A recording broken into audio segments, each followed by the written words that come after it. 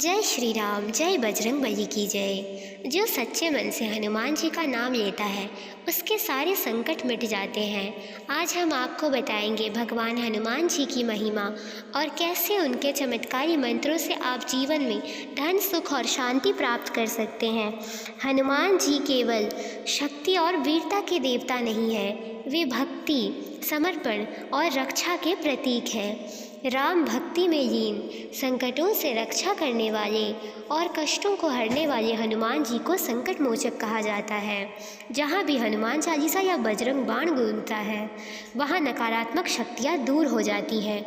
वे अपने भक्तों को सिर्फ सुरक्षा ही नहीं बल्कि समृद्धि, आत्मबल और आंतरिक शांति भी प्रदान करते हैं।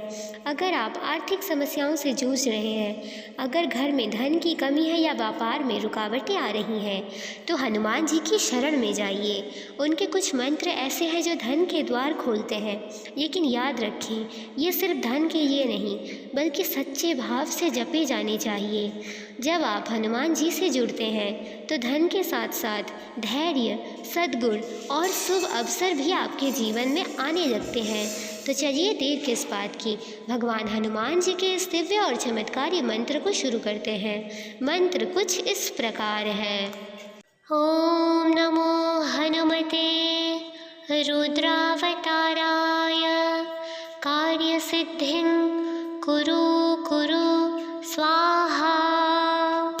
ओम नमो हनुमते रुद्रावताराय कार्यसिद्धिं कुरु कुरु स्वाहा। ओम नमो हनुमते रुद्रावताराय कार्यसिद्धिं कुरु कुरु स्वाहा। ओम नमो हनुमते रुद्रावताराय कार्यसिद्धिं कुरु कुरु स्वाहा। ओम नमो हनुमते रुद्रावताराय कार्यसिद्धिं कुरु कुरु स्वाहा। ओम नमो हनुमते रुद्रावताराय कार्यसिद्धिं कुरु कुरु स्वाहा। ओम नमो हनुमते रुद्रावताराय कार्यसिद्धिं कुरु कुरु स्वाहा। ओम नमो हनुमते रुद्रावताराय कार्यसिद्धिं कुरु कुरु स्वाहा। ओम नमो हनुमते रुद्रावताराय कार्यसिद्धिं कुरु कुरु स्वाहा। ओम नमो हनुमते रुद्रावताराय कार्यसिद्धिं कुरु कुरु स्वाहा। ओम नमो हनुमते रुद्रावताराय कार्यसिद्धिं कुरु कुरु स्वाहा।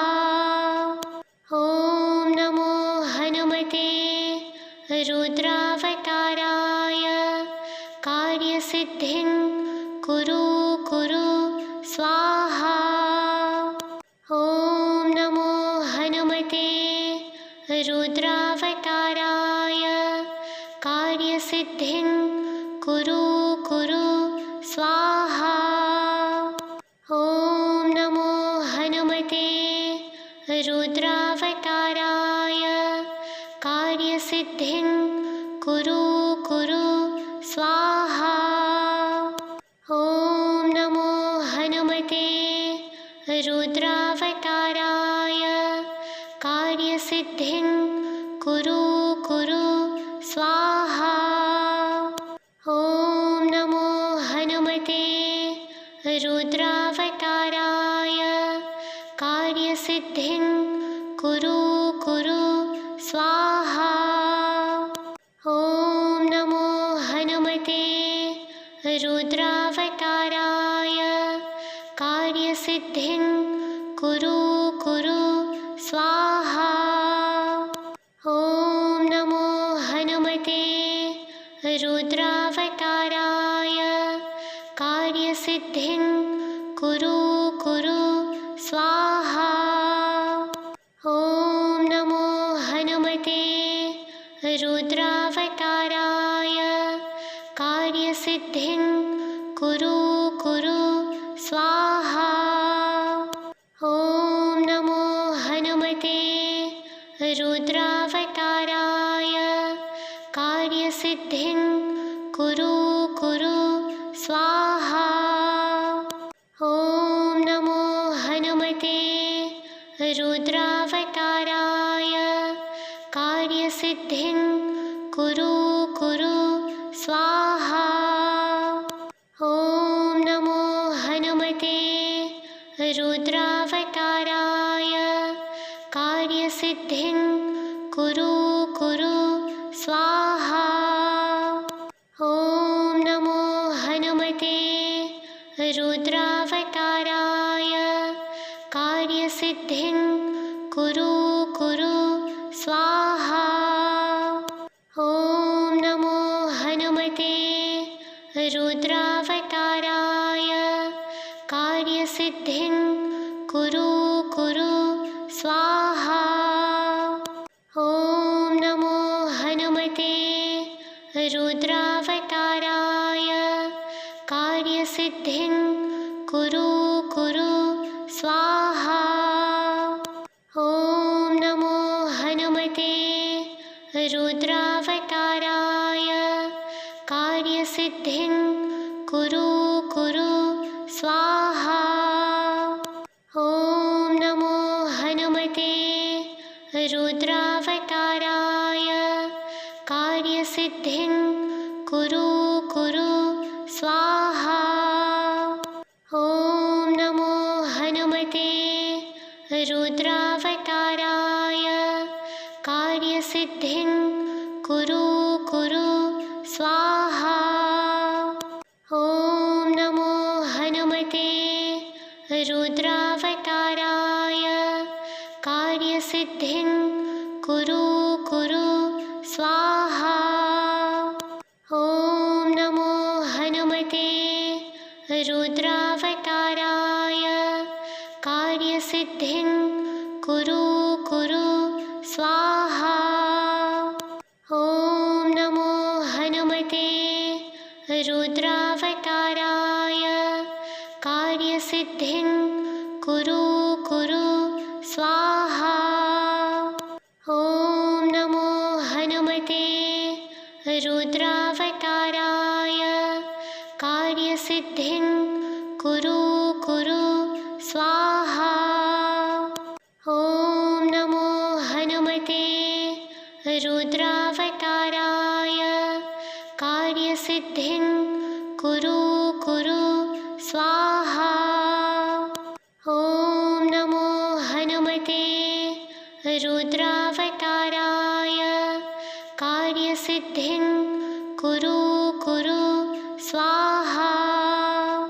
ॐ नमो हनुमते रुद्रावताराय कार्यसिद्धिं कुरु कुरु स्वाहा। ॐ नमो हनुमते रुद्रावताराय कार्यसिद्धिं कुरु कुरु स्वाहा। ॐ नमो हनुमते रुद्रावताराय कार्यसिद्धिं कुरु कुरु स्वाहा। ॐ नमो हनुमते रुद्रावताराय कार्यसिद्धिं कुरु कुरु स्वाहा। ॐ नमो हनुमते रुद्रावताराय कार्यसिद्धिं कुरु कुरु स्वाहा। ॐ नमो हनुमते रुद्रावताराय कार्यसिद्धिं कुरु कुरु स्वाहा। ॐ नमो रुद्रावताराय कार्यसिद्धिं कुरु कुरु स्वाहा। ॐ नमो हनुमते रुद्रावताराय कार्यसिद्धिं कुरु कुरु स्वाहा। ॐ नमो हनुमते रुद्रावताराय कार्यसिद्धिं कुरु कुरु स्वाहा। ॐ नमो हनुमते रुद्रावताराय कार्यसिद्धिं कुरु कुरु स्वाहा। ॐ नमो हनुमते रुद्रावताराय कार्यसिद्धिं कुरु कुरु स्वाहा। ॐ नमो हनुमते रुद्रावताराय कार्यसिद्धिं कुरु कुरु स्वाहा। ॐ नमो हनुमते रुद्रावताराय कार्यसिद्धिं कुरु कुरु स्वाहा। ॐ नमो हनुमते रुद्रावताराय कार्यसिद्धिं कुरु कुरु स्वाहा। ॐ नमो हनुमते रुद्रावताराय कार्यसिद्धिं कुरु कुरु स्वाहा। ॐ नमो हनुमते रुद्रावताराय कार्यसिद्धिं कुरु कुरु स्वाहा। ॐ नमो हनुमते रुद्रावताराय कार्यसिद्धिं कुरु कुरु स्वाहा। ॐ नमो हनुमते रुद्रावताराय कार्यसिद्धिं कुरु कुरु स्वाहा। ॐ नमो हनुमते रुद्रावताराय कार्यसिद्धिं कुरु कुरु स्वाहा। ॐ नमो हनुमते रुद्रावताराय कार्यसिद्धिं कुरु कुरु स्वाहा। ॐ नमो हनुमते रुद्रावताराय कार्यसिद्धिं कुरु कुरु स्वाहा। ॐ नमो हनुमते रुद्रावताराय कार्यसिद्धिं कुरु कुरु स्वाहा। ॐ नमो हनुमते रुद्रावताराय कार्यसिद्धिं कुरु कुरु स्वाहा। ॐ नमो हनुमते रुद्रावताराय कार्यसिद्धिं कुरु कुरु स्वाहा। ॐ नमो हनुमते रुद्रावताराय कार्यसिद्धिं कुरु कुरु स्वाहा। ॐ नमो हनुमते रुद्रावताराय कार्यसिद्धिं कुरु कुरु स्वाहा। ॐ नमो हनुमते रुद्रावताराय कार्यसिद्धिं कुरु कुरु स्वाहा। ॐ नमो हनुमते रुद्रावताराय कार्यसिद्धिं कुरु कुरु स्वाहा। ॐ नमो हनुमते रुद्रावताराय कार्यसिद्धिं कुरु कुरु स्वाहा। ॐ नमो हनुमते रुद्रावताराय कार्यसिद्धिं कुरु कुरु स्वाहा। ॐ नमो हनुमते रुद्रावताराय कार्यसिद्धिं कुरु कुरु स्वाहा। ॐ नमो हनुमते रुद्रावताराय कार्यसिद्धिं कुरु कुरु स्वाहा। ॐ नमो हनुमते रुद्रावताराय कार्यसिद्धिं कुरु कुरु स्वाहा। ॐ नमो हनुमते रुद्रावताराय कार्यसिद्धिं कुरु कुरु स्वाहा। ॐ नमो हनुमते रुद्रावताराय कार्यसिद्धिं कुरु कुरु स्वाहा। ॐ नमो हनुमते रुद्रावताराय कार्यसिद्धिं कुरु कुरु स्वाहा। ॐ नमो हनुमते रुद्रावताराय कार्यसिद्धिं कुरु कुरु स्वाहा। ॐ नमो हनुमते रुद्रावताराय कार्यसिद्धिं कुरु कुरु स्वाहा। ॐ नमो हनुमते रुद्रावताराय कार्यसिद्धिं कुरु कुरु स्वाहा। ॐ नमो हनुमते रुद्रावताराय कार्यसिद्धिं कुरु कुरु स्वाहा। ॐ नमो हनुमते रुद्रावताराय कार्यसिद्धिं कुरु कुरु स्वाहा। ॐ नमो हनुमते रुद्रावताराय कार्यसिद्धिं कुरु कुरु स्वाहा। ॐ नमो हनुमते रुद्रावताराय कार्यसिद्धिं कुरु कुरु स्वाहा। ॐ नमो हनुमते रुद्रावताराय कार्यसिद्धिं कुरु कुरु स्वाहा। ॐ नमो हनुमते रुद्रावताराय कार्यसिद्धिं कुरु कुरु स्वाहा। ॐ नमो हनुमते रुद्रावताराय कार्यसिद्धिं कुरु कुरु स्वाहा।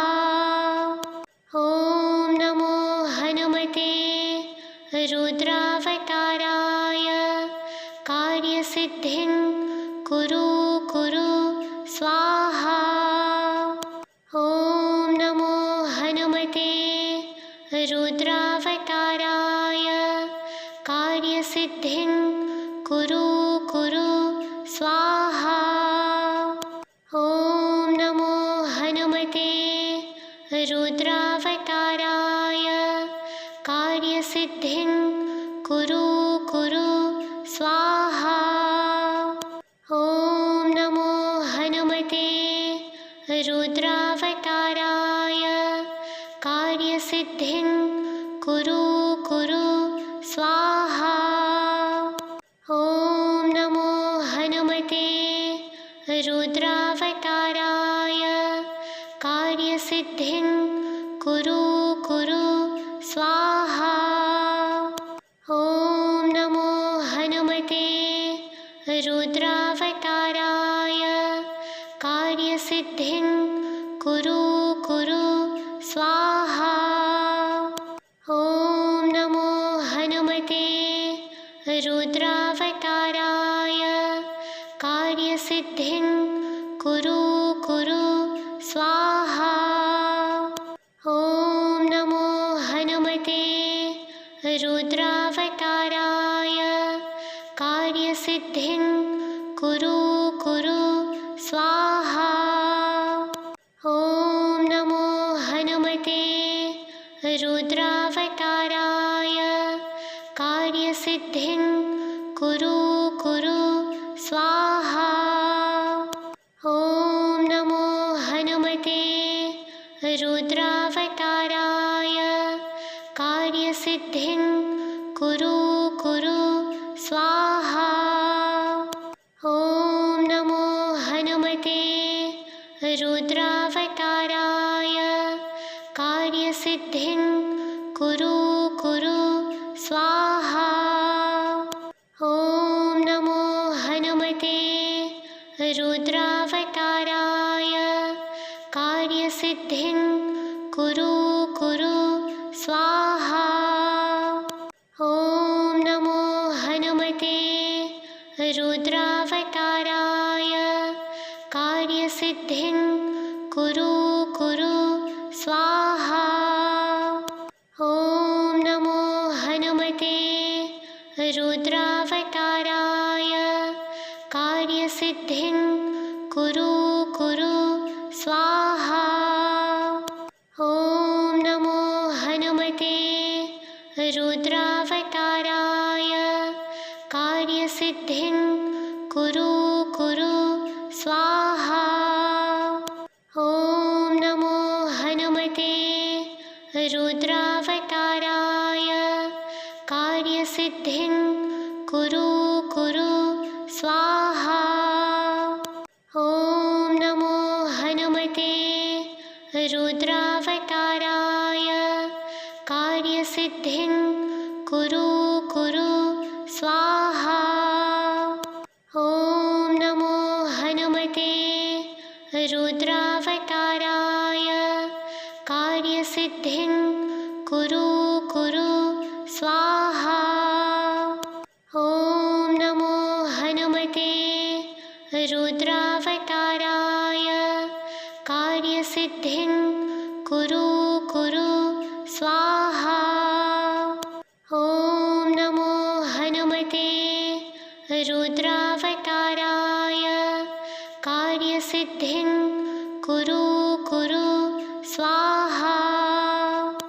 ॐ नमो हनुमते रुद्रावताराय कार्यसिद्धिं कुरु कुरु स्वाहा। ॐ नमो हनुमते रुद्रावताराय कार्यसिद्धिं कुरु कुरु स्वाहा। ॐ नमो हनुमते रुद्रावताराय कार्यसिद्धिं कुरु कुरु स्वाहा। ॐ नमो हनुमते रुद्रावताराय कार्यसिद्धिं कुरु कुरु स्वाहा। ॐ नमो हनुमते रुद्रावताराय कार्यसिद्धिं कुरु कुरु स्वाहा। ॐ नमो हनुमते रुद्रावताराय कार्यसिद्धिं कुरु कुरु स्वाहा। ॐ नमो हनुमते रुद्रावताराय कार्यसिद्धिं कुरु कुरु स्वाहा।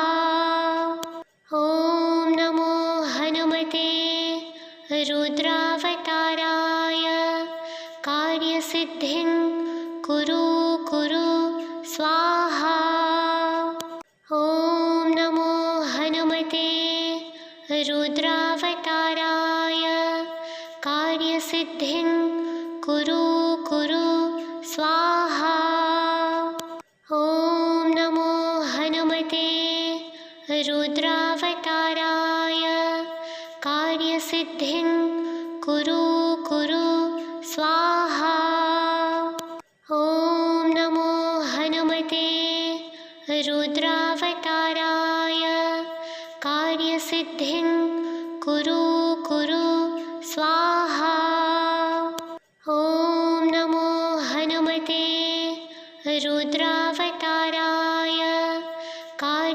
कार्यसिद्धिं कुरु कुरु स्वाहा।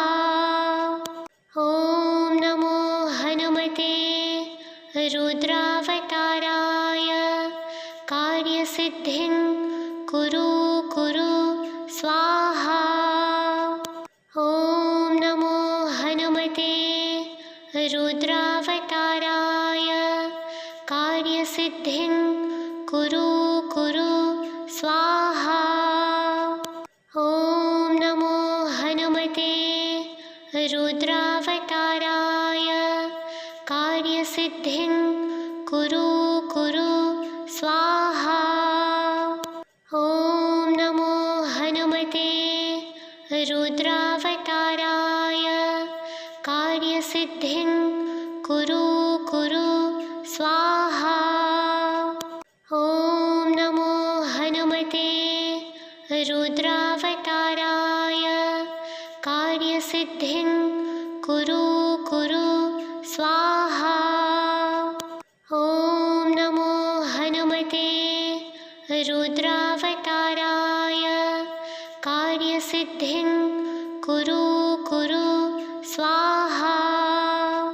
ॐ नमो हनुमते रुद्रावताराय कार्यसिद्धिं कुरु कुरु स्वाहा। ॐ नमो हनुमते रुद्रावताराय कार्यसिद्धिं कुरु कुरु स्वाहा। ॐ नमो हनुमते रुद्रावताराय कार्यसिद्धिं कुरु कुरु स्वाहा। ॐ नमो हनुमते रुद्रावताराय कार्यसिद्धिं कुरु कुरु स्वाहा। ॐ नमो हनुमते रुद्रावताराय कार्यसिद्धिं कुरु कुरु स्वाहा। ॐ नमो हनुमते रुद्रावताराय कार्यसिद्धिं कुरु कुरु स्वाहा। ॐ नमो हनुमते रुद्रावताराय कार्यसिद्धिं कुरु कुरु स्वाहा। ॐ नमो हनुमते रुद्रावताराय कार्यसिद्धिं कुरु कुरु स्वाहा। ॐ नमो हनुमते रुद्रावताराय कार्यसिद्धिं कुरु कुरु स्वाहा। ॐ नमो हनुमते रुद्रावताराय कार्यसिद्धिं कुरु कुरु स्वाहा। ॐ नमो हनुमते रुद्रावताराय कार्यसिद्धिं कुरु कुरु स्वाहा। ॐ नमो हनुमते रुद्रावताराय कार्यसिद्धिं कुरु कुरु स्वाहा। ॐ नमो हनुमते रुद्रावताराय कार्यसिद्धिं कुरु कुरु स्वाहा। ॐ नमो हनुमते रुद्रावताराय कार्यसिद्धिं कुरु कुरु स्वाहा। ॐ नमो हनुमते रुद्रावताराय कार्यसिद्धिं कुरु कुरु स्वाहा। ॐ नमो हनुमते रुद्रावताराय कार्यसिद्धिं कुरु कुरु स्वाहा। ॐ नमो हनुमते रुद्रावताराय कार्यसिद्धिं कुरु कुरु स्वाहा। ॐ रुद्रावताराय कार्यसिद्धिं कुरु कुरु स्वाहा। ॐ नमो हनुमते रुद्रावताराय कार्यसिद्धिं कुरु कुरु स्वाहा। ॐ नमो हनुमते रुद्रावताराय कार्यसिद्धिं कुरु कुरु स्वाहा। ॐ नमो हनुमते रुद्रावताराय कार्यसिद्धिं कुरु कुरु स्वाहा। ॐ नमो हनुमते रुद्रावताराय कार्यसिद्धिं कुरु कुरु स्वाहा। ॐ नमो हनुमते रुद्रावताराय कार्यसिद्धिं कुरु कुरु स्वाहा। ॐ नमो हनुमते रुद्रावताराय कार्यसिद्धिं कुरु कुरु स्वाहा। ॐ नमो हनुमते रुद्रावताराय कार्यसिद्धिं कुरु कुरु स्वाहा। ॐ नमो हनुमते रुद्रावताराय कार्यसिद्धिं कुरु कुरु स्वाहा। ॐ नमो हनुमते रुद्रावताराय कार्यसिद्धिं कुरु कुरु स्वाहा। ॐ नमो हनुमते रुद्रावताराय कार्यसिद्धिं कुरु कुरु स्वाहा। ॐ नमो हनुमते रुद्रावताराय कार्यसिद्धिं कुरु कुरु स्वाहा। ॐ नमो हनुमते रुद्रावताराय कार्यसिद्धिं कुरु कुरु स्वाहा।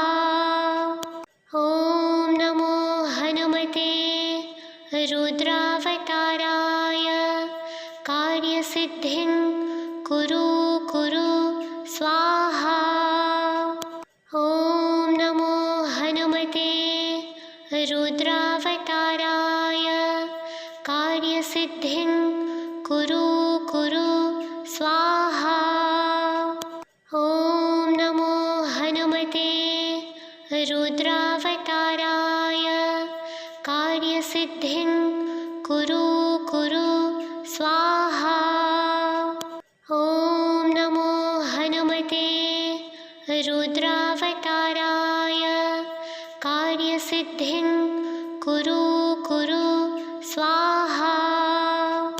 ॐ नमो हनुमते रुद्रावताराय कार्यसिद्धिं कुरु कुरु स्वाहा।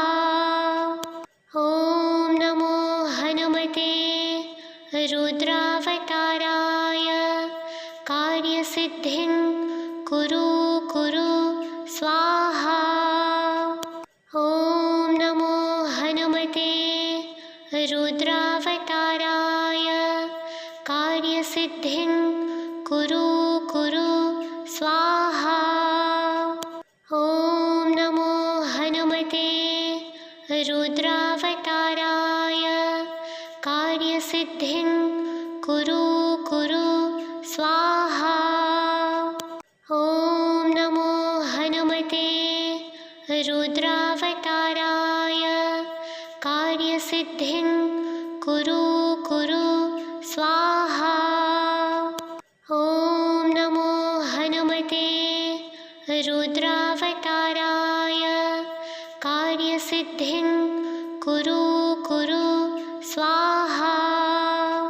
ॐ नमो हनुमते रुद्रावताराय कार्यसिद्धिं कुरु कुरु स्वाहा। ॐ नमो हनुमते रुद्रावताराय कार्यसिद्धिं कुरु कुरु स्वाहा। ॐ नमो हनुमते रुद्रावताराय कार्यसिद्धिं कुरु कुरु स्वाहा। ॐ नमो हनुमते रुद्रावताराय कार्यसिद्धिं कुरु कुरु स्वाहा। ॐ नमो हनुमते रुद्रावताराय कार्यसिद्धिं कुरु कुरु स्वाहा। ॐ नमो हनुमते रुद्रावताराय कार्यसिद्धिं कुरु कुरु स्वाहा। ॐ नमो हनुमते रुद्रावताराय कार्यसिद्धिं कुरु कुरु स्वाहा।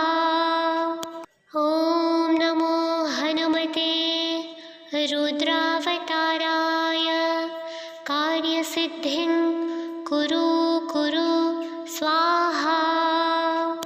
ॐ नमो हनुमते रुद्रावताराय कार्यसिद्धिं कुरु कुरु स्वाहा। ॐ नमो हनुमते रुद्रावताराय कार्यसिद्धिं कुरु कुरु स्वाहा। ॐ नमो हनुमते रुद्रावताराय कार्यसिद्धिं कुरु कुरु स्वाहा। ॐ नमो हनुमते रुद्रावताराय कार्यसिद्धिं कुरु कुरु स्वाहा। ॐ नमो हनुमते रुद्रावताराय कार्यसिद्धिं कुरु कुरु स्वाहा। ॐ नमो हनुमते रुद्रावताराय कार्यसिद्धिं कुरु कुरु स्वाहा। ॐ नमो हनुमते रुद्रावताराय कार्यसिद्धिं कुरु कुरु स्वाहा। ॐ नमो हनुमते रुद्रावताराय कार्यसिद्धिं कुरु कुरु स्वाहा। ॐ नमो हनुमते रुद्रावताराय कार्यसिद्धिं कुरु कुरु स्वाहा। ॐ नमो हनुमते रुद्रावताराय कार्यसिद्धिं कुरु कुरु स्वाहा। ॐ नमो हनुमते रुद्रावताराय कार्यसिद्धिं कुरु कुरु स्वाहा। ॐ नमो हनुमते रुद्रावताराय कार्यसिद्धिं कुरु कुरु स्वाहा। ॐ नमो हनुमते रुद्रावताराय कार्यसिद्धिं कुरु कुरु स्वाहा। ॐ नमो हनुमते रुद्रावताराय कार्यसिद्धिं कुरु कुरु स्वाहा।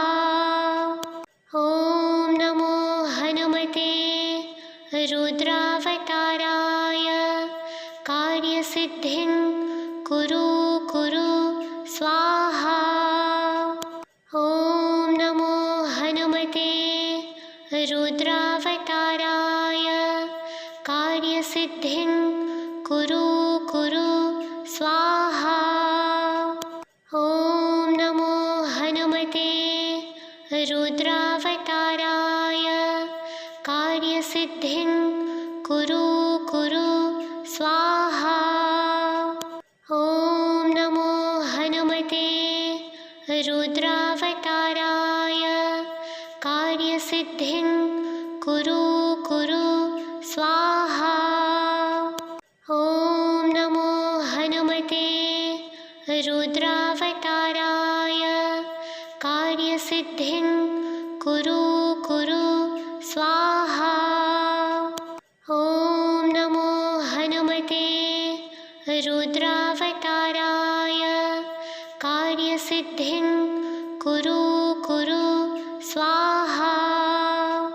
ॐ नमो हनुमते रुद्रावताराय कार्यसिद्धिं कुरु कुरु स्वाहा।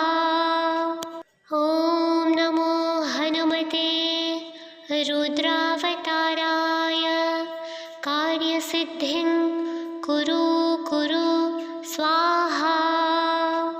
ॐ नमो हनुमते रुद्रावताराय कार्यसिद्धिं कुरु कुरु स्वाहा। ॐ नमो हनुमते रुद्रावताराय कार्यसिद्धिं कुरु कुरु स्वाहा। ॐ नमो हनुमते रुद्रावताराय कार्यसिद्धिं कुरु कुरु स्वाहा। ॐ नमो हनुमते रुद्रावताराय कार्यसिद्धिं कुरु कुरु स्वाहा। ॐ नमो हनुमते रुद्रावताराय कार्यसिद्धिं कुरु कुरु स्वाहा।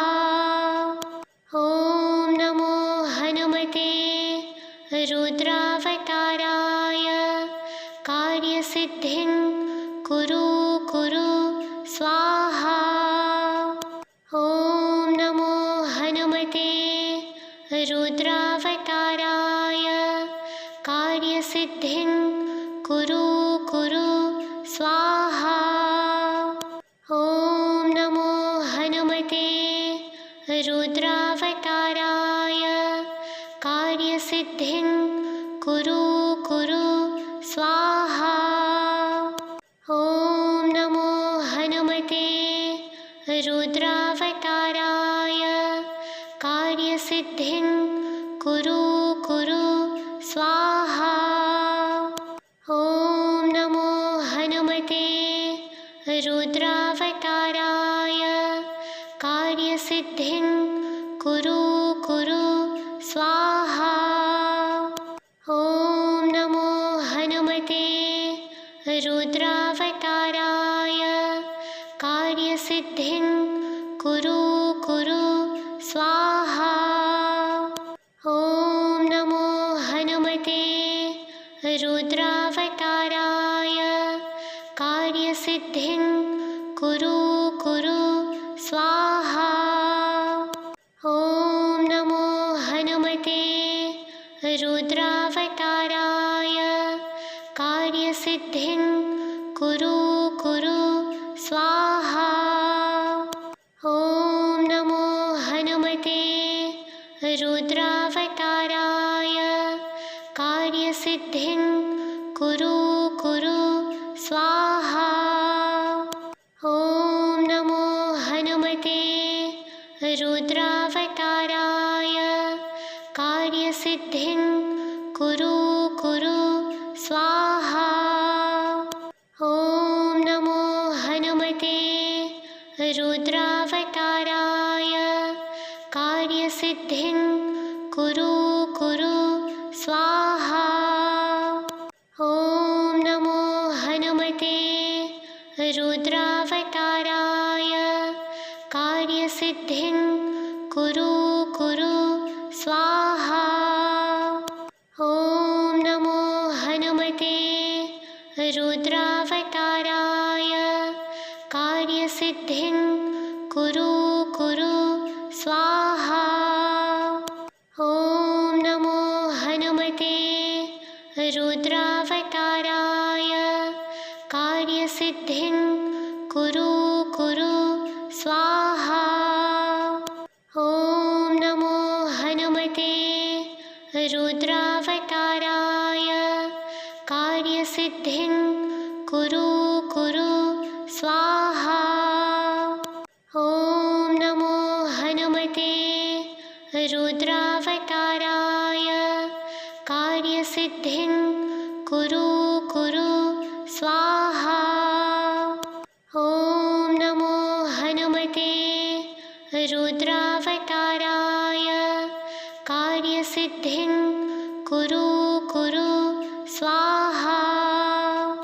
ॐ नमो हनुमते रुद्रावताराय कार्यसिद्धिं कुरु कुरु स्वाहा। ॐ नमो हनुमते रुद्रावताराय कार्यसिद्धिं कुरु कुरु स्वाहा। ॐ नमो हनुमते रुद्रावताराय कार्यसिद्धिं कुरु कुरु स्वाहा।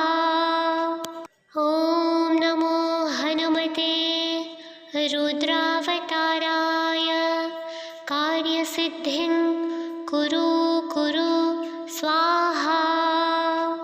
ॐ नमो हनुमते रुद्रावताराय कार्यसिद्धिं कुरु कुरु स्वाहा। ॐ नमो हनुमते रुद्रावताराय कार्यसिद्धिं कुरु कुरु स्वाहा। ॐ नमो हनुमते रुद्रावताराय कार्यसिद्धिं कुरु कुरु स्वाहा। ॐ नमो हनुमते रुद्रावताराय कार्यसिद्धिं कुरु कुरु स्वाहा।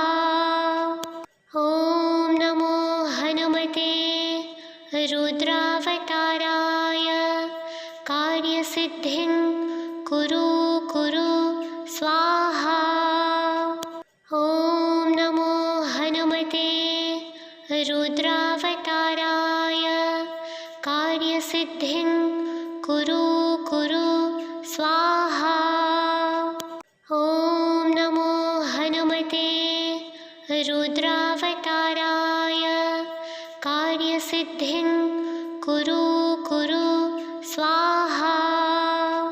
ॐ नमो हनुमते रुद्रावताराय कार्यसिद्धिं कुरु कुरु स्वाहा। ॐ नमो हनुमते रुद्रावताराय कार्यसिद्धिं कुरु कुरु स्वाहा। ॐ नमो हनुमते रुद्रावताराय कार्यसिद्धिं कुरु कुरु स्वाहा। ॐ नमो हनुमते रुद्रावताराय कार्यसिद्धिं कुरु कुरु स्वाहा। ॐ नमो हनुमते रुद्रावताराय कार्यसिद्धिं कुरु कुरु स्वाहा। ॐ नमो हनुमते रुद्रावताराय कार्यसिद्धिं कुरु कुरु स्वाहा। ॐ नमो हनुमते रुद्रावताराय कार्यसिद्धिं कुरु कुरु स्वाहा।